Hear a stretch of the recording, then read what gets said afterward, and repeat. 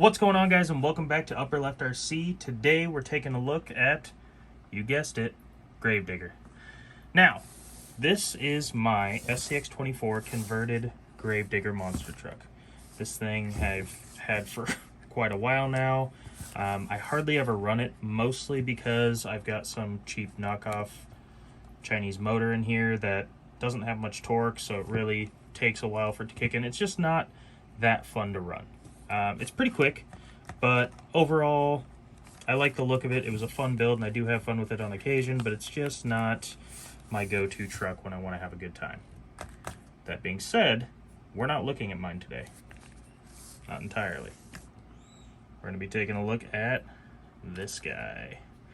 This right here is also a kind of SCX-24 based off of the SCX-24 monster truck conversion.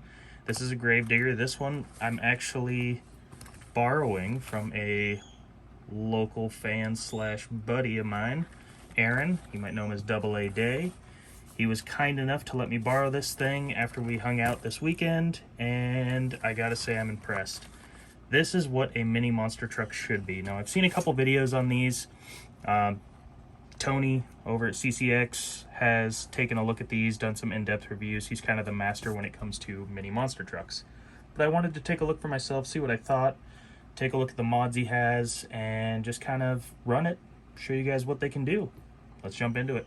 All right, so right out of the gate, first thing that I really like on this build is the way the body is mounted to the truck. So on mine, I punched some holes in the hood, ran a zip tie through it, and this is how it's mounted to the truck.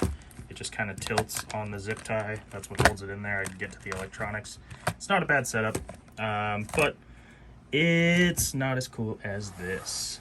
So this, what he did was he actually took some foam and he just wedges it between the body and the chassis on both sides. So when you're doing flips and crazy cool monster truck stuff, the body can actually go flying off. It's designed to do that during a bad landing or a crazy backflip to kind of give it a little more realism. This right here is the Furitek chassis.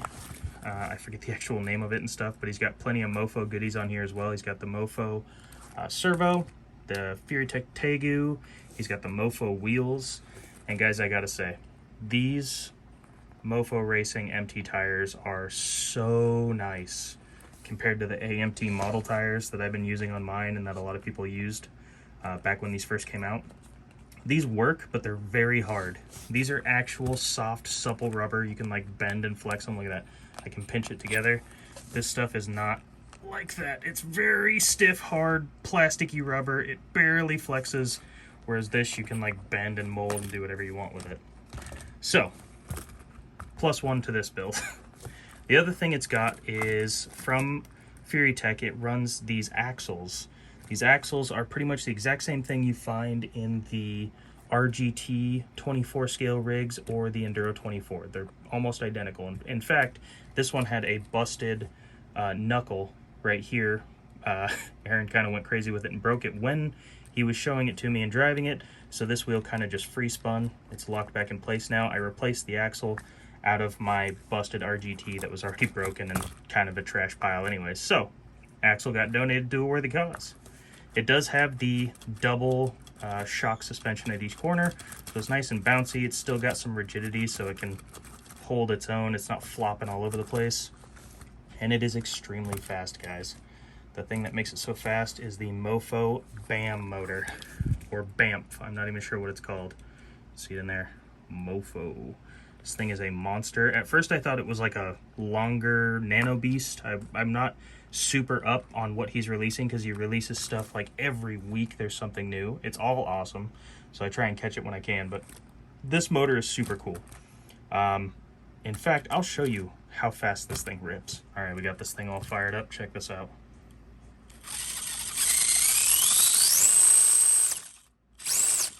The torque, I'll just balance it on my fingers here. You can see the torque just absolutely rips this thing out of my hand. It is stupid fast and a ton of fun to drive.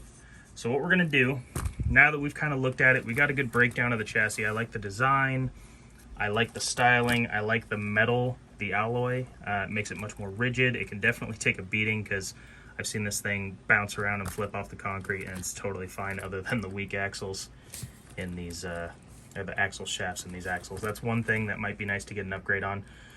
But yeah, just wanted to kind of go over it, give you a look, have some fun with it. I'm going to take it outside, strap my GPS to it, see how fast it is, and then we're just going to get some footage of jumping this thing around, bashing it, and having a good time. All right, guys, we got the GPS on. I stuck it to there. I didn't want to stick it to the body because I didn't want to ruin the stickers, so we're running it without a body. But let's get it all set up, and we'll rip it.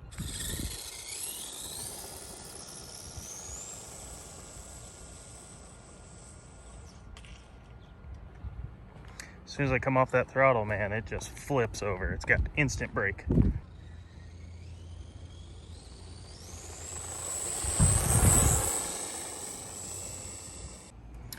All right, so our fastest run was 13 miles an hour, which is pretty stinking quick for this little thing. I mean, it's definitely cruising. Oh, and I peeled the battery sticker. Oh, jeez. One more thing I gotta fix. Anyways, as soon as I turned the camera off, driving it back towards the house, this guy came flying off. So, fortunately, there's no real damage, but unfortunately, these tiny little drive axles, this one you can see is bent pretty significantly. But, that being said, it does still run, but you can see how wonky that thing is. So, like a true life monster truck, we're gonna go ahead and slap this thing back on there. I'm gonna try and straighten this out, but I don't want to break it, so I might just put it back in there bent and burn down the house. Let's do it.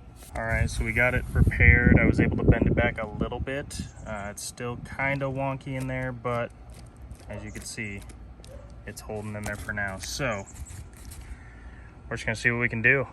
Let's get some ramps going.